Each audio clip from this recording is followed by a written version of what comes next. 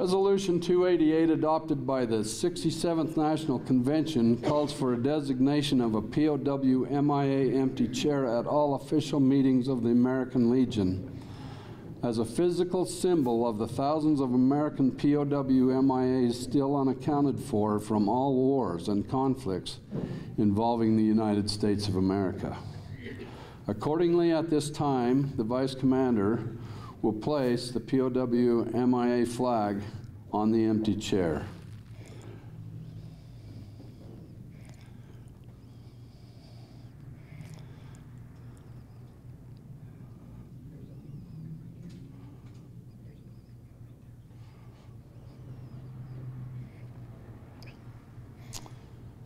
A reminder for all of us to spare no effort to secure the release of any American prisoners from captivity, the repatriation of the remains of those who have died bravely in defense of liberty, and a full accounting of those missing.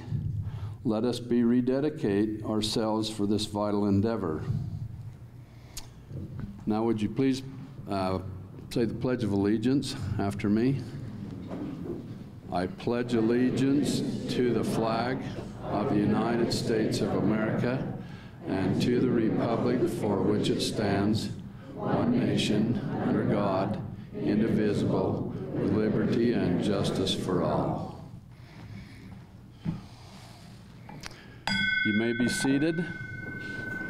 And I now declare the Spanish Fork Post number 68, Department of Utah, regularly convened. I wanted to tell you just a little bit about the American Legion. The American Legion was chartered and incorporated by Congress in 1919 as a patriotic veterans organization devoted to mutual helpfulness. It is the nation's largest wartime veterans service organization committed to mentoring youth and sponsorship of wholesome programs in our communities, advocating patriotism and honor, promoting strong national security, and continued devotion to our fellow service members and veterans. Post 68, one of our major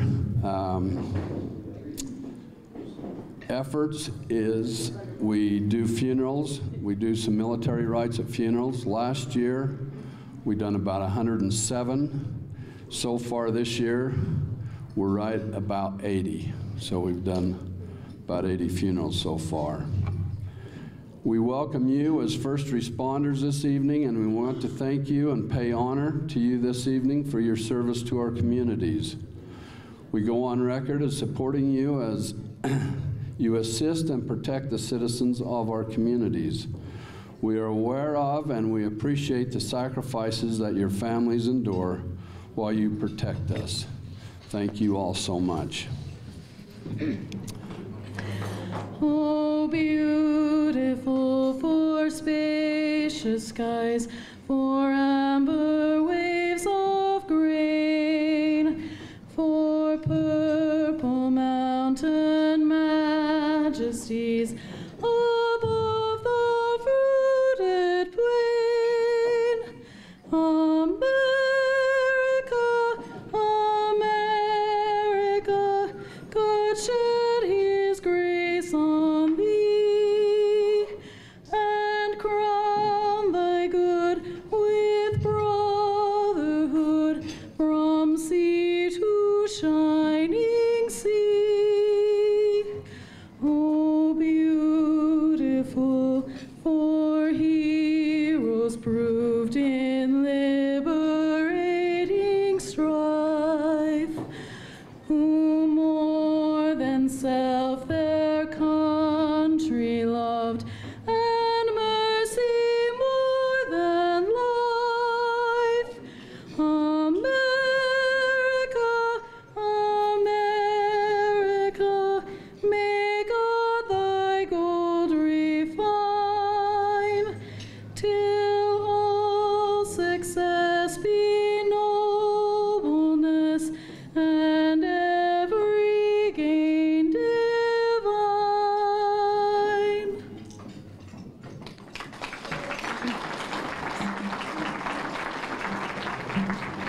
Okay, I want to present that to you, and thank you for coming and thank you for all you do. Appreciate that. really appreciate the opportunity that you Legionnaires have given us to come here. This is the second time that we've been invited, and we truly feel it's an honor. We're very humble, we're grateful. You Legionnaires, you have served the country, and you come back and you serve the city, and now you're serving us as your public safety departments from Spanish Fork and Salem. And we truly do appreciate what you have done for the country, and then in return back to us. The police department, the EMS, and the fire department individuals who work for you as a public safety department, they do that work because they want to make a difference. They don't do the work because they want to make a dollar. And just like you as Legionnaires, you've done what you've done to make a difference, and you truly have done that. In law enforcement, I'll direct my thoughts to law enforcement and Brent, Fire, I'm sure, and Don, EMS, but in law enforcement, each year there's individuals who die in the line of duty. In 2015, there was 146 officers that died in the line of duty. In 2014. 2015, there was 130. And so far this year, there's been 99. And the last two recent ones was just this a few days ago when two officers were responding to a domestic violence detail and were ambushed as they arrived. One young officer is barely starting out and a senior officer. It might surprise you that Spanish Fork has had two officers who have died in the line of duty. We had an officer, Larry Penrod, who while investigating a traffic accident here on Main Street was hit by somebody accidentally.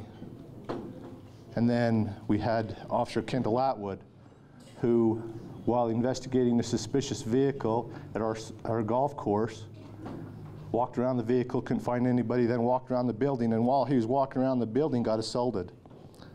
Both of these individuals, they died because of their injuries that they received. They died in the line of duty.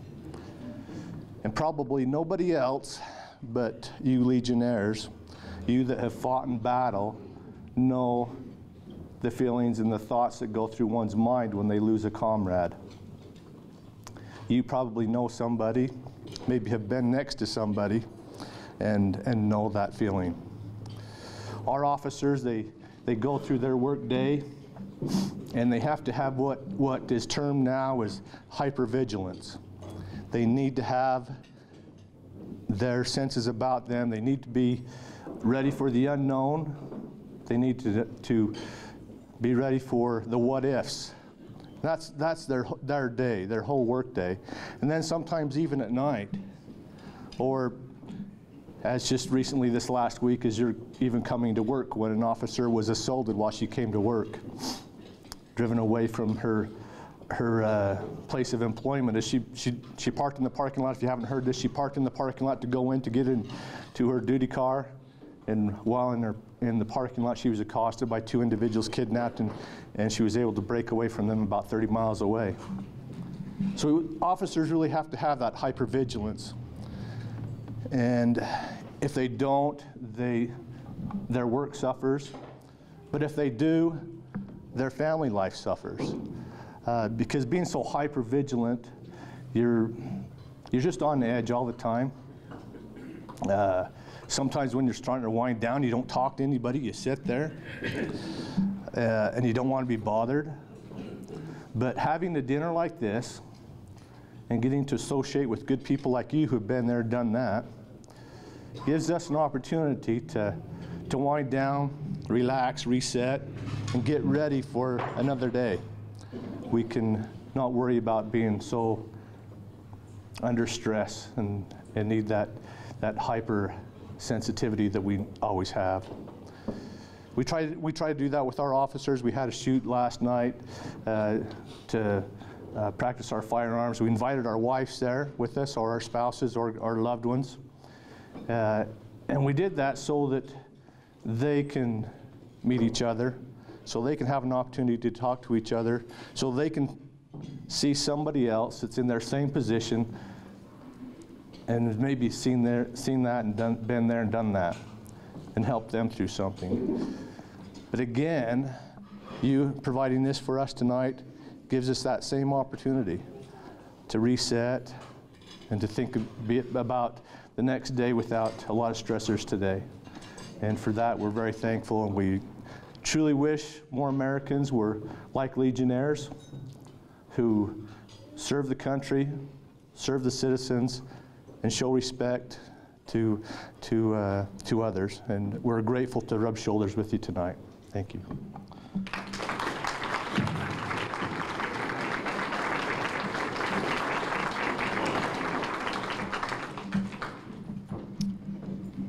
Okay, thank you.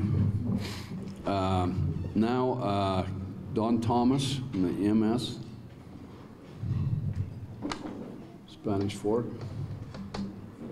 I'll read this while he's coming up. They all say the same, but emergency medical technician, certificate of commendation presented to the Spanish Fork EMS Department of Spanish Fork, Utah. This commendation is awarded for outstanding public service benefiting our community, state, and nation, presented by Spanish Fork Post 68, Department of Utah, this 12th day of October, 2016. There you go. Thank you. Get this out of the road. How do you follow the chief? And you better not do better or you're in trouble, right?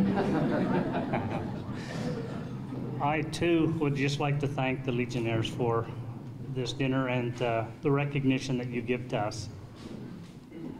As ambulance members and police and fire, it's a 24-hour-a-day job. You may think you're off, but something always seems to happen that drags you back in.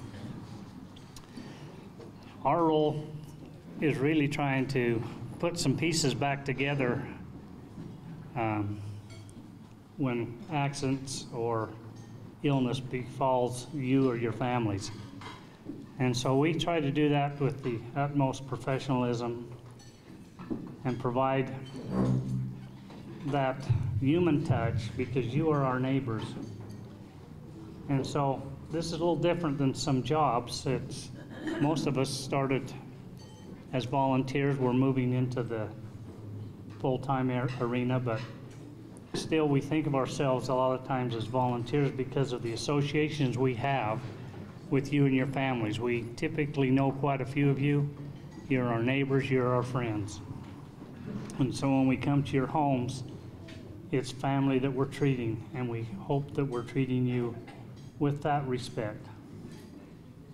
We also run into that other element, and it's tough. You've dealt with that, but you still try to treat people with the respect that you would want given to you. Things are changing. Things are more complex. We have new standards coming out. We have inventions coming out. And the pressures that it puts upon everyone to be able to master everything and then work together under pressure cooker situations with 3 different attitudes, because we're crews of 3, and all 3 of those have different ways of doing things. And if you think you and your wife can have a problem, see what 3 does. But in the long run, they harmonize and they do the best they can. And I think we're all beneficiaries of that dedication. And so to you, I say thank you for the example you set for us. We're not in a foreign country. We're here at home. And we appreciate the example you set for us, and we just hope that we can carry forward and do the things as you've done for you and our other family members here at home. Thank you very much.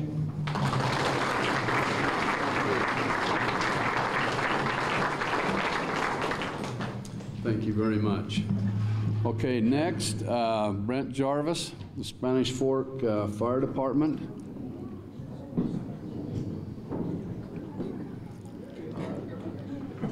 He's here, Brent's here.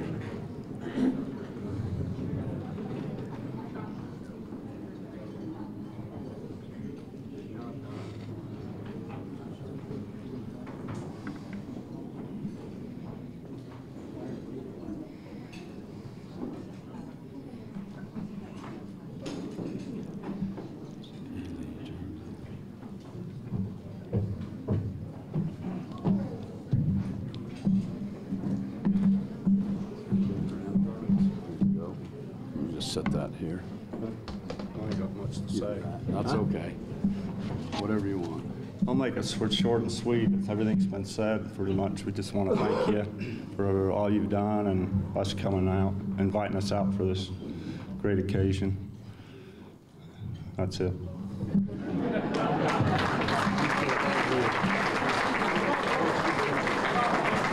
He's always been short and sweet, hasn't he? Good man. A lot of, as a matter of fact, I looked up on the internet, and if I'm not mistaken, I put 5 of 74. That's when he joined the fire department. So he's been there quite a while. I think longer than anyone else. Is that true? Anybody know that any different? So, okay. Now to Salem. We have invited Salem also, Brad James, the police chief in Salem. Invite him to come up and, oh, look at that. Good job. Hey, I'm proud of you. Good job. Thank you. And here's your. Thank you.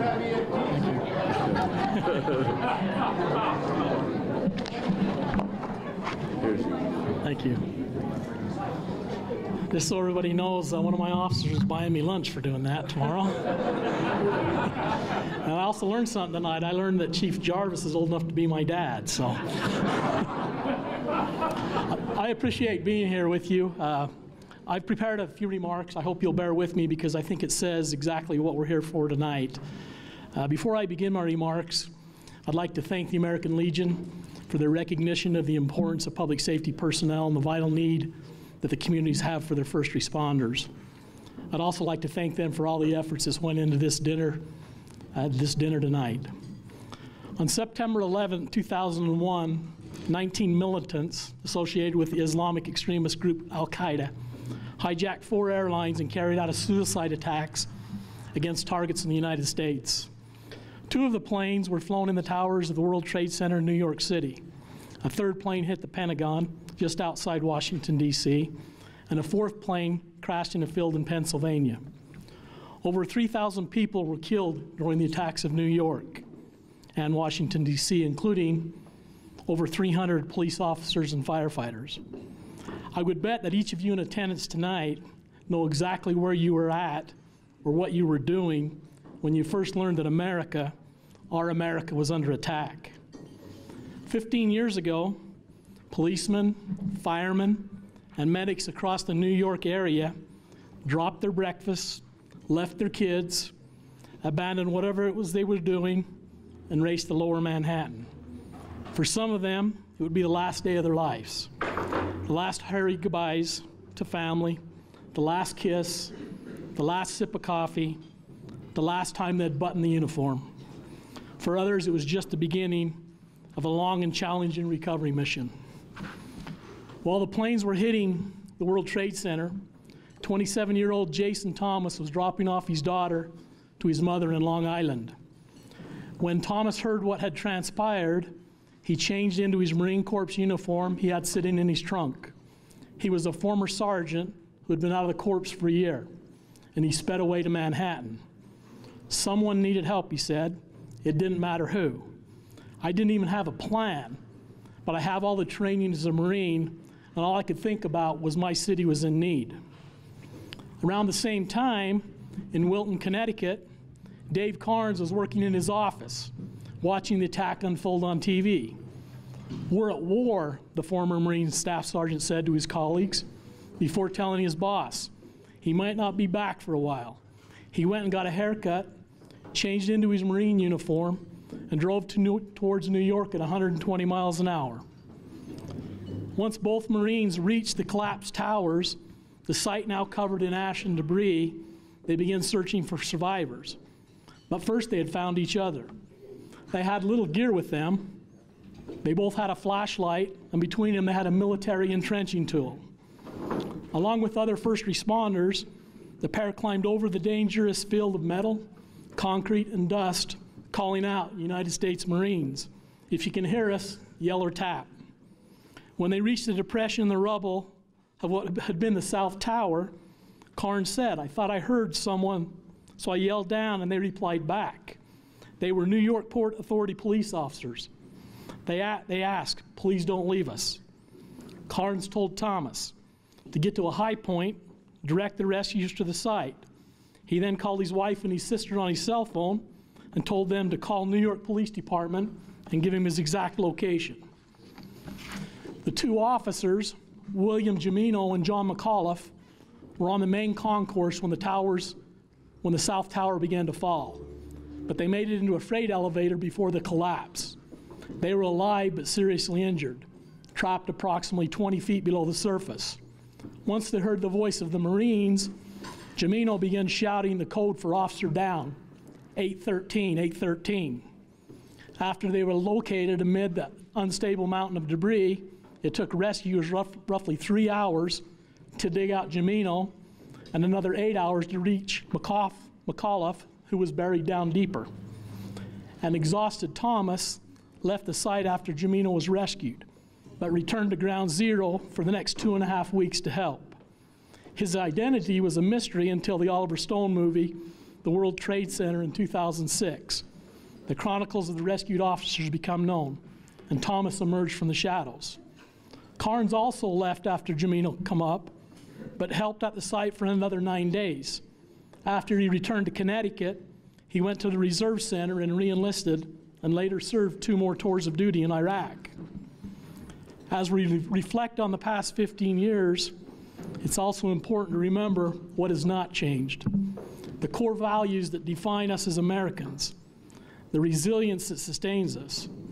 After all, terrorists will never be able to defeat the United States. Their only hope is to terrorize us into changing who we are or our way of life. That's why we as Americans will never give in to fear. And that's why we in attendance tonight will remember the true spirit of America. We're still the American heroes, the policemen, the firemen, the EMTs, the active military, and the veterans who are willing to run into harm's way and help ordinary folks in their hour of need. We are still the America that looks out for one another, bound by one shared belief that I am my brother's keeper, that I am my sister's keeper. If not for our first responders, we would have total anarchy. You are dedicated people who are often underappreciated. I can never thank you first responders and our veterans enough for saving lives and making our communities safe and a better place to live.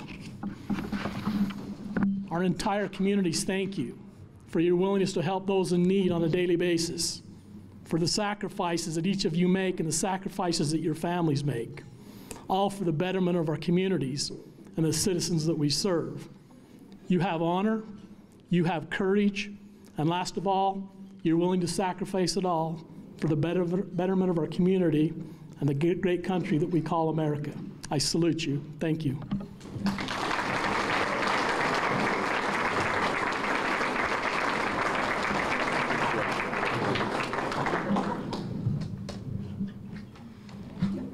Thank you, Chief James. Okay, James Early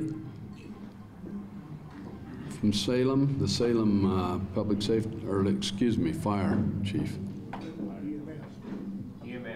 EMS. I've got that wrong. Sorry. That's the right name. You got it, Mr. Orman. Okay, did you want to come up? You don't have to jump like Chief James. He's with you.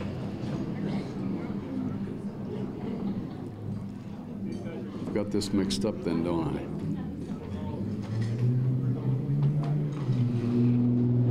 How Sorry about that. No problem, but Here, would you like to say a few things? just a couple of words. I'll make it short and sweet. We are really thankful that you invited us over here to put on the feed bag with you. We enjoyed it and are having a good time. But I also want to say one other thing. I'm happy to be here because I'm a member of this post. In name only, but I've had too many irons in the fire to make the meeting, so I'm glad I finally made a meeting, and I've been in there for several years. Salem EMS started in 1987, and it was under the direction of actually the Spanish Fork ambulance. They thought that was too far for them to travel and really do service to the citizens, so they started up a first responder there, and that's how Salem Ambulance started. It was really nice because right after we started, we had 30-plus members, and that was really neat. But you know, over the years, volunteerism is dwindling for some reason. A lot of people like to come and join, but then sometimes other things change their lives and then away they go, especially the youth. They're here today and gone tomorrow, so it's kind of hard to fill the positions that we need to. But we have a lot of good members, and I was looking down here in the audience right now. We have Chris that has almost 40 years in EMS. It's in our association.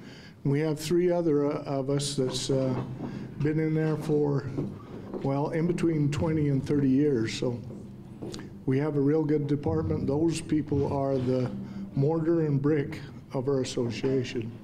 We appreciate them being there, but we need more of those people, like those people. But we're going strong, and we hope to continue to do that through the years and serve the public. Thank you. I'd like to hear from John Williams. I'll tell you a little bit about John. John began his 35-year career in criminal justice with the Clinton, North Carolina Police Department in 1966. 5 years later, he joined the North Carolina Division of Prisons as a correctional officer. While employed with the Division of Prisons, he entered college as a full-time student. In 1976, John was appointed chairman of the Criminal Justice Department of Sampson Community College. His duties, among other things, involved teaching criminal justice courses leading to an associate degree. He also taught basic law enforcement training courses for state certification. In 1987, John returned to the North Carolina Division of Prisons. Over the years, he completed numerous supervisory and management courses. In 1991, he was selected to attend training at the U.S. Department of Justice National Institute of Corrections in Longmont, Colorado. John received an associate degree from Beaufort Community College, a bachelor's degree from Fayetteville State University, and a master's degree from North Carolina State University. While stationed in the U.S. Army at Fort Bragg, John met Yvonne Spell, and they were married on November 25, 1961. He and Yvonne have 1 son, Johnny, and 3 grandchildren. Johnny and his family reside in Spanish Fork. John retired from the North Carolina Division of Prisons as a deputy warden September 1, 2000. After John retired in North Carolina, he moved to Utah. He was appointed as a deputy warden at Promontory Correctional Institution in Draper. He then worked with the Salt Lake Police Department as a victim advocate, assisting victims of domestic violence. In June 2002, John returned to full retirement. John Williams.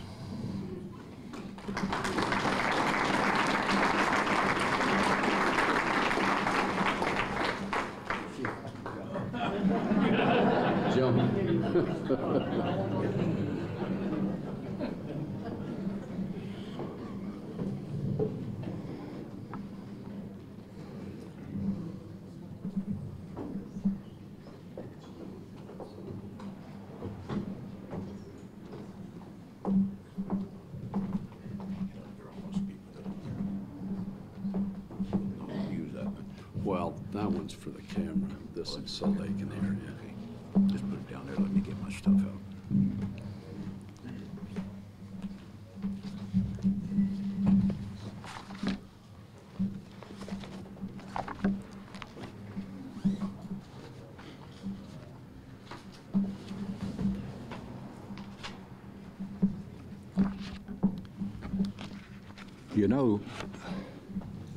You know, there's a lot of, can you hear me? Yes.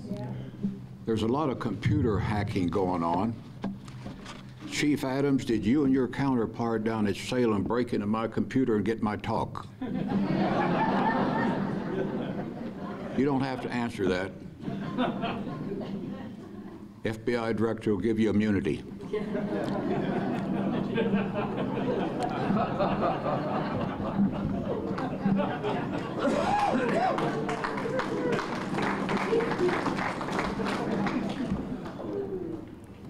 Mark, I notice you like that. Good evening. I'm honored to be here with you tonight, and I hope my remarks will show to you my feelings about all of you who serve in your positions and all who have lost their lives in the line of duty. Chief Adams, Director Thomas, Chief Jarvis. Chief Adams to my right, you may have seen this. This is a police memorial flag, black with the blue stripe. My blood runs red when I'm cut, but in my heart and in my veins, it runs blue. That is for you and your department to place somewhere. Director Thomas, Chief Jarvis, to my left is a 9/11 flag.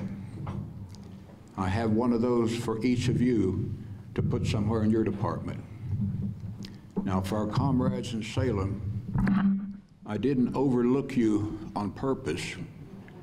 I merely forgot. But the police, the fire, and EMTs will also get one of these.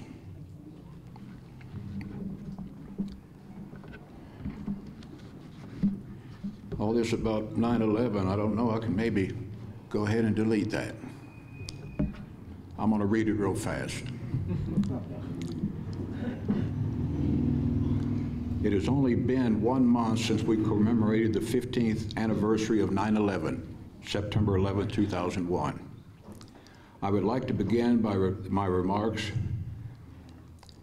about those who perished in these dreadful events.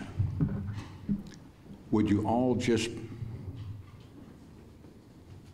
take a time here for a moment of silence for all those who lost their lives on that day?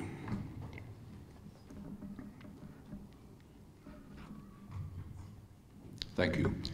On September 11, 2001, 19 terrorists from Middle Eastern countries hijacked 4 passenger aircraft for the purpose of inflicting destruction upon America. Their first target was one of the Twin Towers of the World Trade Center in New York City.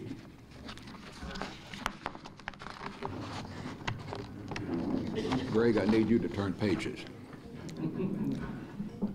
The first airliner was crashed into the tower. Shortly after, the second airliner was crashed into the second tower. Police, firefighters, and EMTs rushed to the scene to rescue people in the 2 towers. Many people were saved by the brave action of the first responders.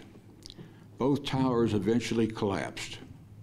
2,606 people were killed in these 2 attacks, including 343 firefighters, 71 police officers, and 8 EMTs. New York City lost 422 of her bravest on that day. On the third attack, an airliner was flown into the Pentagon in Arlington, Virginia. This attack killed 125 people, including 55 members of the military. Those killed in the Pentagon are buried in a special section of Arlington National Cemetery. The fourth airliner crashed near Shanksville, Pennsylvania, killing all on board. One passenger was a police officer. It is believed that this airliner was to be crashed at the White House or the United States Capitol in Washington, D.C. Brave passengers stormed the cockpit and prevented the airliner from reaching its destination. The total number of deaths from the 4 attacks was 2,996, and 6,000 were wounded. More than 90 countries lost citizens in these attacks, including the United Kingdom with 67 deaths, Dominican Republic with 47 deaths, and India with 41 deaths. Shortly after these tragic attacks on America, the United States Congress enacted special legislation declaring September 11th as Patriot Day, and the theme, quote, "We remember," end quote, was born.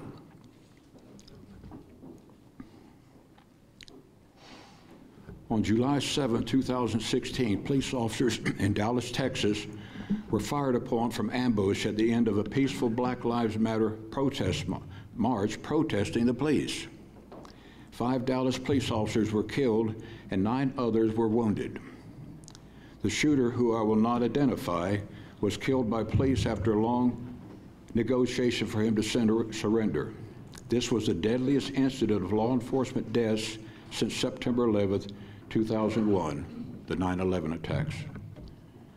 Chief Adams, 3 of your police officers attended a memorial service in Dallas for those fallen. If they're here tonight, would you please ask them to stand?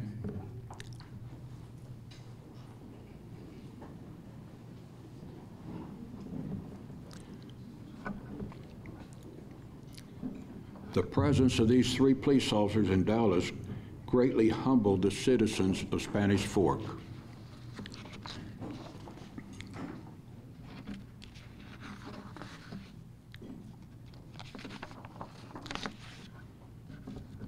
On July 17, 2016, a lone shooter killed 3 police officers and wounded 3 others in Baton Rouge, Louisiana.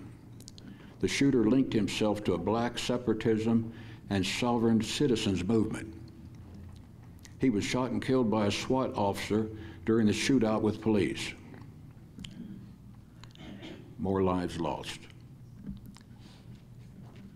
The deaths of those on the 9/11 in Dallas and Baton Rouge in July of this year, we must never be forgotten. All of us will remember them.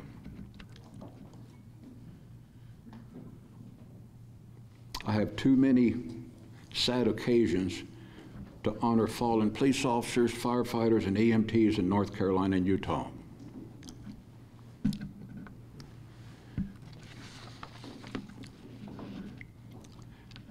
Trooper Randy Ingram joined the Utah Highway Patrol August 4, 1984. He served at the Kanab Port of Entry and as a field trooper at Fillmore before being transferred to Juab County in February 1988. He was a member of the Juab County Search and Rescue for 15 years, serving since 1979. He served 20 years in the Utah National Guard and held the rank of Staff Sergeant.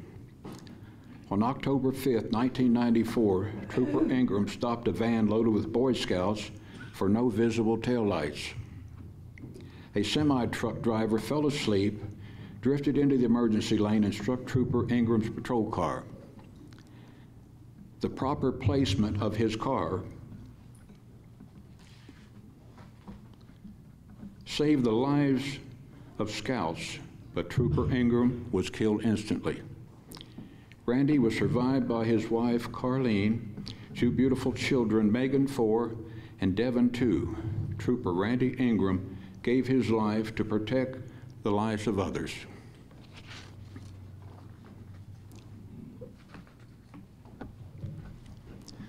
Yvonne and I had arrived here a couple of days after this happened to visit our son Johnny and his family in Orem.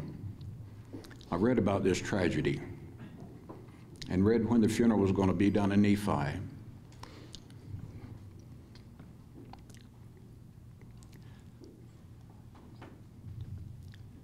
I knew that's where I had to be that next morning. Police officers from all of the United States were there to offer their respect for their fallen officer. I went through the visitation line. Trooper Ingram was dressed in his highway patrol uniform. His wife was greeting people. I didn't know a soul there. And all I could say is, "I'm so sorry for your loss." She said, "Did you know Randy?" I said, "No, ma'am, I didn't. I didn't know Trooper Ingram. I'm from North Carolina, and my wife and I are visiting our son up in Orem. I've served nearly 30 years in the criminal justice system, police, and prisons. I'm here today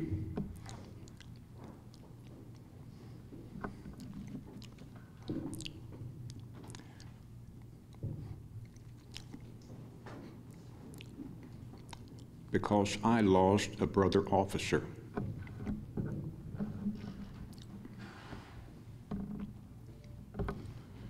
I remember, like many of you, the Spanish Fork Cemetery when U.S. Border Patrol Agent Nicholas J. Ivey, who was killed in Arizona in a friendly fire, was buried. Also buried in our cemetery, Utah County Sheriff Sergeant Corey Ride. Sergeant Ride was killed when he was ambushed near Eagle Mountain on January 30th, 2014. Both of these officers will always be remembered as heroes.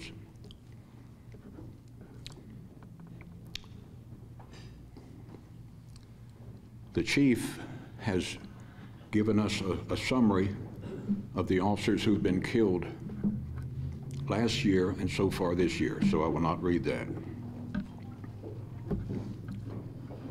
North Carolina was one of 5 states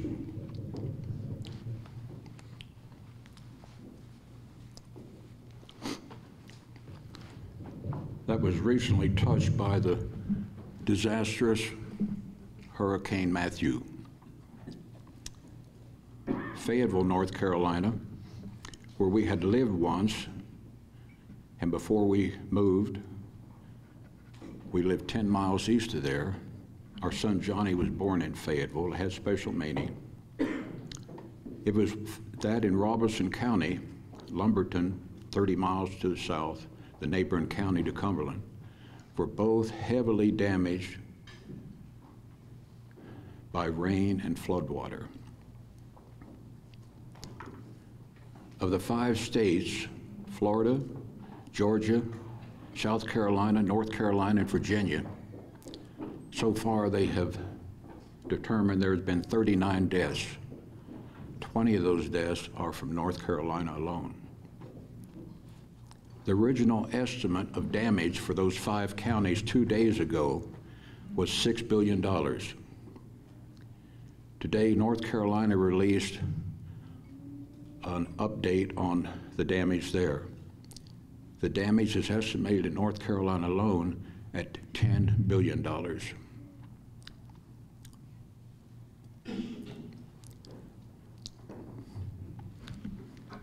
Yvonne and I and Johnny are deeply touched by this tragedy.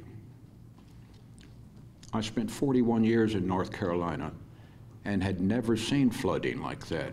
Fayetteville, the downtown area, was under a lot of water.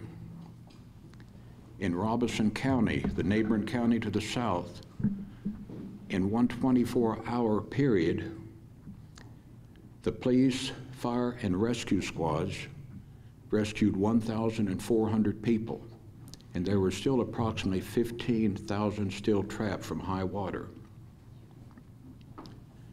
The director of the local rescue squad was interviewed, And he said he and his men and all the other volunteers had worked 30 hours straight through. That is dedication. They save lives. They saved some of our friends and our associates. And I won't forget that. Yvonne and Johnny won't forget that. Yvonne has talked to friends back in North Carolina, and they just could not describe the disaster. 1,800 firefighters, police officers, EMTs, 7,500 National Guardsmen in those 5 states saved lives since last week. They're still saving lives tonight as I speak. There's tens of thousands of people who have volunteered. They are taking food, clothing to the places where these people are actually being housed temporarily. They are giving of themselves. In my 35-year criminal justice career in North Carolina, I worked in 5 counties. I wanted to give you some stats on North Carolina so you'll see where I'm going from here. North Carolina has a population of 9,100,000 and is the 10th largest populated state in the 50. From the Atlantic Ocean to the Tennessee border is a distance of 570 miles. Most of North Carolina's citizens are served by volunteer fire departments, volunteer rescue squads. Sounds familiar? At our last home in North Carolina, we were served by volunteer fire and rescue for nearly 25 years. 4 of the 5 counties I worked in, our facilities were also served by volunteer fire and rescue. During my 35 years there, we had a great respect for one another. Police, corrections, fire, and rescue. We dined together with cookouts and fish fries. We were a family. We served our county, cities, and state with a joint pride. When there was a death, we stood in silence as Central Dispatch called out the call number of the deceased 3 times and then announced that the person was out of service. For my history lesson to you on North Carolina, now you can see why I have such great respect for each of you and your individual families.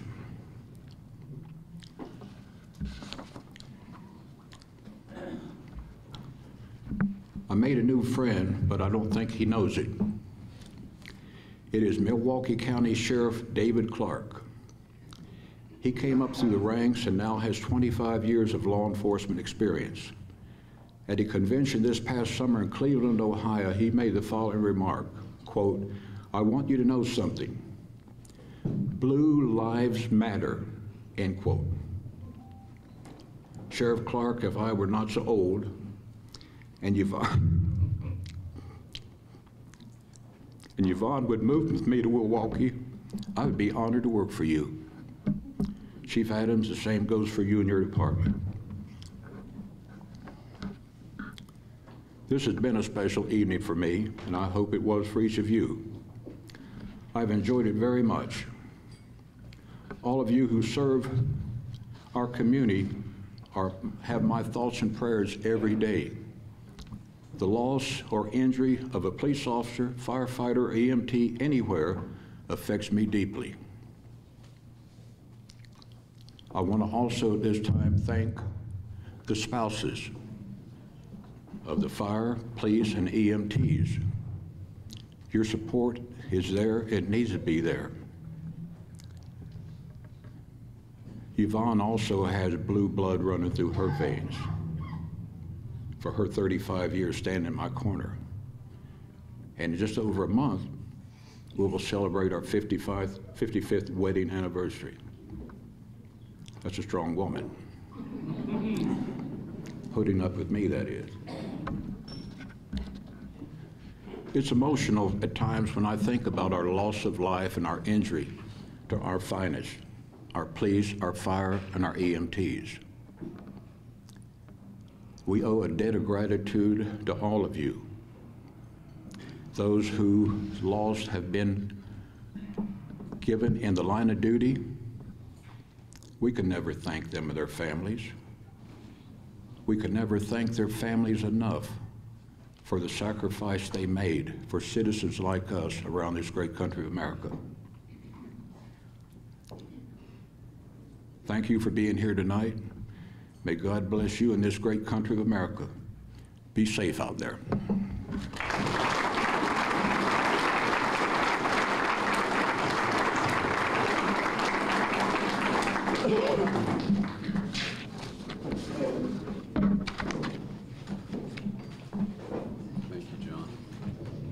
Thank you, John. Thank you all for being here this evening again. We hope you enjoyed the evening. We'll now, will you all please rise? You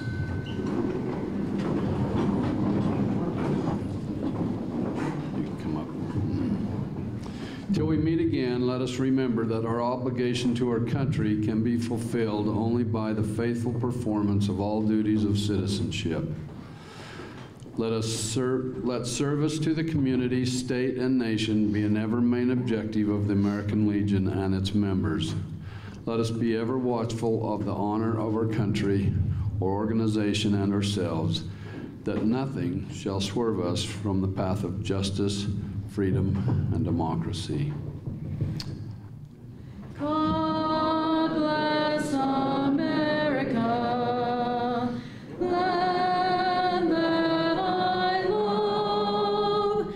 Stand beside her and guide her through the night with the light from above. From the mountains to the prairies, to the oceans white with foam. God bless America, my home, sweet home. God bless America, my home, sweet home. Thank you. I now declare this meeting of the Spanish Fork Post 68, the American Legion, Department of Utah, adjourned.